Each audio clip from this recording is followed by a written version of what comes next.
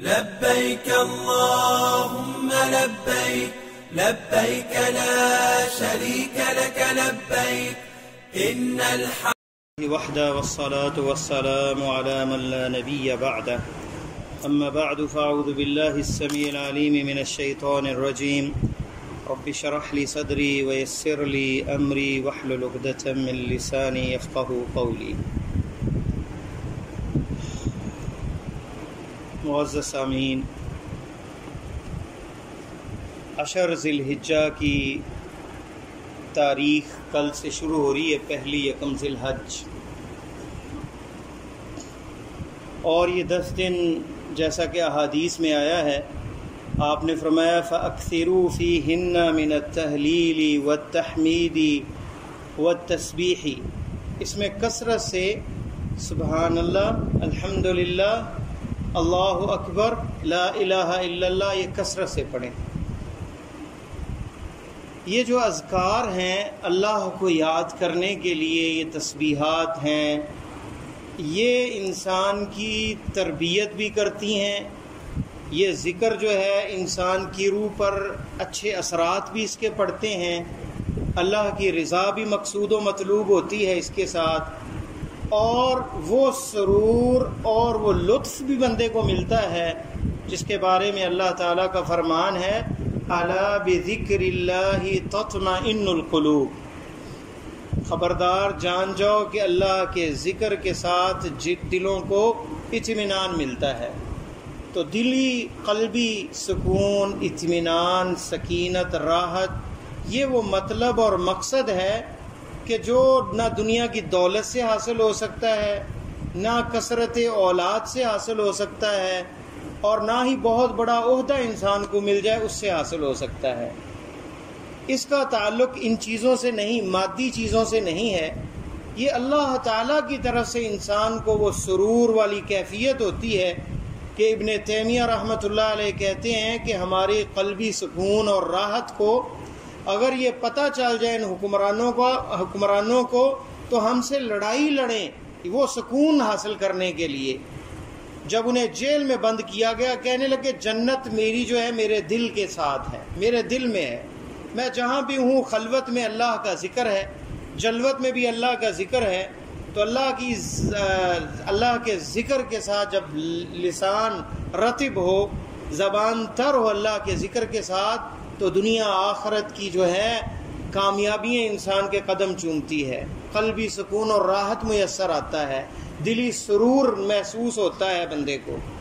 وہ سرور نہیں ہے جھوٹا سرور جو آپ دیکھتے ہیں کہ آج اس دور کے اندر ایک گروپ ہے جس میں وہ مولوی صاحب، وہ پیر صاحب ہاتھ لگا کے جھٹکے لگاتے ہیں اور وہ بندہ اچھلنے لگ جاتا ہے کہ اسے پتہ نہیں وہ کیا اس میں سرور کی کیفیت طاری ہوتی ہے کہ اسے جو ہے نا وہ اچھلنے لگ جاتا ہے، زور زور سے اچھلتا ہے، جیسے اسے بہت زیادہ سرور اس میں آ رہا ہے۔ اسلام کا اس سے کوئی تعلق نہیں۔ اللہ کے نبی صلی اللہ علیہ وسلم اور صحابہ اکرام مبرہ ہیں ایسی صفات سے کہ وہ پاگلوں والی ایسی حرکتیں کریں کہ جس میں یہ اچھل کود ہو اور ایسا لگے کہ یہ بندہ پاگل ہو چکا ہے۔ تو اللہ تعالیٰ کی یہ تسبیحات کے بارے میں اگر ہم اس کا مفہوم پڑھیں تو پھر ہمیں پتہ چلتا ہے کہ یہ کتنی عظیم ہے۔ سبحان اللہ کا کیا مطلب ہے؟ اللہ تعالیٰ پاک ہے، ہر عیب سے منزہ ہے۔ سبحان اللہ، یہ وہ تسبیح ہے سبحان اللہ جس سے پوری مخلوق کو رزق ملتا ہے۔ یہ ایسی تسبیح ہے جس سے پوری مخلوق کو رزق ملتا ہے۔ اللہ تعالیٰ کا فرمان ہے وَإِن مِّن شَيْءٍ إِلَّا يُسَبِّحُ بِحَمْدِ رَبِّهِ، جتنی بھی کائنات میں چرند پرند جمادات نباتات ہر چیز اللہ کی تسبیح بیان کرتی ہے، لیکن ہمیں ان کی سمجھ نہیں آتی۔ ہر چیز اللہ کی تسبیح بیان کرتی ہے، حتیٰ کہ وَالرَّعْدُ يُسَبِّحُ بِحَمْدِهِ، اور یہ رات، یہ بجلی کا کڑکا جو ہمیں محسوس ہوتا ہے، یہ بھی اللہ کی تسبیح بیان کرتی ہے۔ پہاڑ یہ بھی اتنے بڑے بڑے اللہ کی تسبیح بیان کرتے ہیں، اور فرشتے جس کے بارے میں حدیث میں آتا ہے کہ ایک شبر بھی آسمان پر ایسی خالی نہیں جہاں کوئی فرشتہ کوئی رکوع میں کوئی سجود میں اللہ کی تسبیح بیان کر رہا ہے۔ اس لیے آپ نے فرمایا ایک حدیث میں سبحان اللہ تملأ المیزان، سبحان اللہ سے اللہ کا میزان بھر جاتا ہے، نیکیوں سے بھر جاتا ہے. لیکن یہ کب؟ جب یہ دل سے نکلتی ہے تسبیح، جب اللہ کو پاک کرتے ہیں، منزہ کرتے ہیں ہر شرک سے. اس کا کوئی بیٹا نہیں، اس کا کوئی سانجی نہیں، اس کے کوئی برابر نہیں. توحید سب سے پہلی چیز ہے کہ شرک سے اللہ کو مبرہ کرنا. اللہ کے برابر کوئی نہیں ہے، ذات کے اعتبار سے، صفات کے اعتبار سے، اس کائنات کو چلانے کے اعتبار سے کوئی شریک نہیں رب کا. تو یہ ہے سب سے پہلی تسبیح کی کا معنی کہ اسے شرک سے اللہ کو پاک قرار دینا. اللہ منزہ ہے ہر عیب سے، ہر نقص سے. تو سبحان اللہ سے میزان بھر جاتا ہے. صحیح بخاری میں حدیث ہے، نبی علیہ السلام نے فرمایا کلمتان، دو ایسے کلمات ہیں جو میزان میں اللہ کے بڑے بھاری ہیں، زبان پر بڑے ہلکے ہیں. خفیفتان علی اللسان ثقیلتان فی المیزان حبیبتان الی الرحمن. اللہ کے ہاں بڑے محبوب ہیں. کیا ہیں؟ سبحان اللہ و بحمدہ سبحان اللہ العظیم. اس میں بھی کیا ہے؟ سبحان اللہ کا لفظ ہے. ایک میں و بحمدہ تحمید بھی ہے ساتھ، اور سبحان اللہ العظیم اللہ کی عظمت کا بھی ذکر ہے. اللہ تعالیٰ نے حکم بھی دیا ہے کہ صبح اور شام بھی اللہ کی ہم تسبیح بیان کریں، اور جو ہے رکوع کے اندر سبحان ربی العظیم، سجدے کے اندر سبحان ربی الاعلی، پاک ہے میرا اللہ. تو یہ تسبیحات جب دل سے نکلتی ہیں کہ اللہ میرا پاک ہے ہر عیب سے، ہر نقص سے، جہاں مجھے رکھا ہے اللہ نے یہی اللہ کے عدل کے تقاضے کے مطابق ہے، اسی میں میرے لیے بہتری ہے. مجھے کوئی تکلیف آئی ہے، اسی میں میرے لیے بہتری ہے، اس تکلیف میں راحت ہے. اور یہ جو فیصلہ اللہ کا ہے مجھے کم دے کر، اسی میں خیر و برکت ہے. زیادہ دیتا اللہ تو مجھے شاید سرکش ہو جاتا. تو ہر حال میں راضی رہنا اور اللہ کی تسبیح بیان کرنا، اس سے کیا ہے؟ رزق کی کنییں کھل جاتی ہیں، دل کے اطمینان اور راحت کے جو ہے دروازے کھل جاتے ہیں، اور بندے کے اوپر وہ لطف اور وہ کیفیت آری ہوتی ہے کہ دنیا کی ساری نعمتیں اس کے پاؤں میں، اس کے قدموں میں ڈھیر کر دی جائیں، اسے وہ لذت نہیں ملے گی جو اللہ کے ذکر میں لذت ملے گی.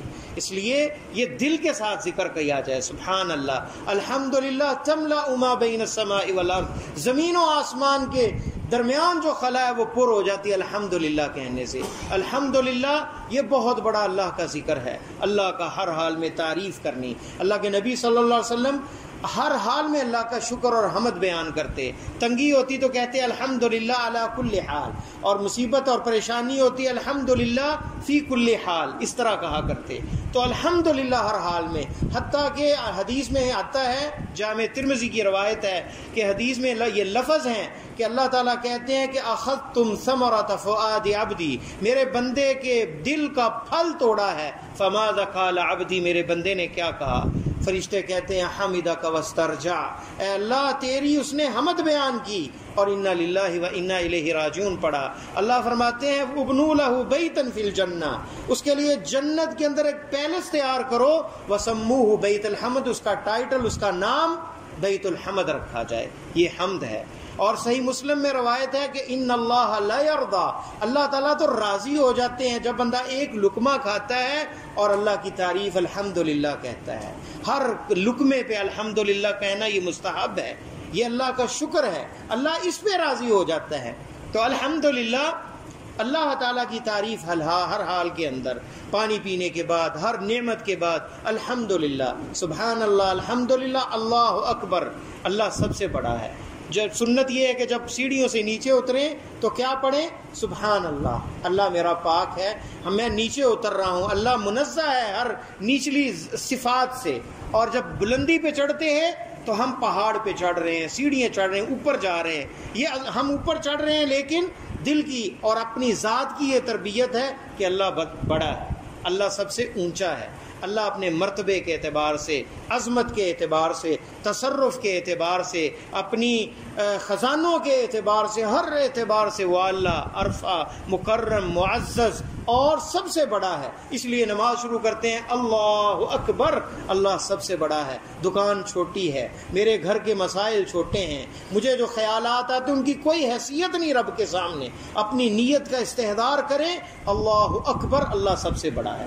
جب اللہ بڑا ہے اس کے سامنے کھڑے ہیں. اس لیے حسن ابن علی رضی اللہ تعالی عنہ ان کا یہ حال ہوتا جب وضو کرتے ان کے جو ہے جسم کے رونگٹے کھڑے ہو جاتے, بال کھڑے ہو جاتے اس خوف سے کہ میں اس عظمت والی ذات کے سامنے کھڑا ہونے لگا ہوں, حاضری ہونے لگی ہے. حدیث کے لفظ ہیں انہ یناجی ربہ, نمازی جو ہے رب سے ملاقات کرتا ہے, رب سے گفتگو کرتا ہے. کیا ہمیں یہ شیرنی, یہ لذت محسوس کبھی ہوئی رب سے ملاقات کی؟ ہم جب الحمدللہ پڑھتے ہیں, اللہ کہتے ہیں حمدنی عبدی, میرے بندے نے میری تعریف کی, اللہ جواب دیتے ہیں. اور بندے نے کیا یہ لذت محسوس کی کہ وہ احکم الحاکمین سے مخاطب ہے؟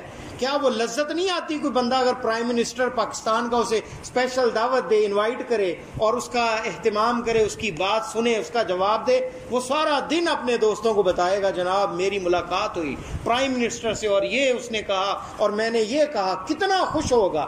اور رب سے ہماری 5 دفعہ ملاقات ہوتی ہے اور ہم سستی کا شکار. اس لیے فرمایا منافقین کے متعلق اذا قاموا الى الصلاة قاموا كسالى يراؤون الناس, منافق جو ہیں ان پر نماز بھاری ہوتی ہے, وہ آتے ہیں مسجد میں بوجھل جسم, بھاری سستی طاری ہوتی ہے. اور اس لیے فرمایا اثقل الصلاۃ, سب سے بھاری نماز منافق پر فجر اور عشاء کی نماز ہے. اندھیرا ہوتا تھا, کوئی مسلمان نہیں دیکھے گا, وہ غائب ہو جاتے تھے کیونکہ لوگوں کو دکھلاوا ہوتا تھا. تو مومن تو اللہ کی طرف کھنچا چلا آتا ہے. استعینوا بالصبر والصلاۃ, نماز کے ساتھ مدد ہے تو نماز میں اللہ کی تسبیح ہے. الحمدللہ رب العالمین, سورۃ الحمد اس کا نام ہے, الحمد بھی اس کے اندر ہے. سبحان ربی الاعلی, سبحان ربی العظیم, اور ہر رکن اور ہر جو ہے رکن کے اندر منتقل ہوتے ہیں اللہ اکبر. تو سبحان اللہ, الحمدللہ, اللہ اکبر, یہ ساری تسبیحات کس میں پائی جاتی ہیں؟ نماز کے اندر. تو نفلی نماز زیادہ پڑھیں, فرائض کا اہتمام کریں اور چلتے پھرتے ان تسبیحات کو پڑھیں. سوتے وقت اگر آپ سبحان اللہ 33 دفعہ, الحمدللہ 33 دفعہ اور 34 دفعہ پڑھ لیں تو فاطمہ رضی اللہ تعالی عنہا کو جو آپ نے وظیفہ بتایا تھا, جتنی تھکن آپ کی دن کی ہے صبح اٹھیں گے وہ تھکن دور ہو جائے. اللہ تعالیٰ سے دعا ہے کہ اللہ مجھے اور آپ کو قرآن و سنت پر عمل کرنے کی توفیق عطا فرمائے. السلام علیکم.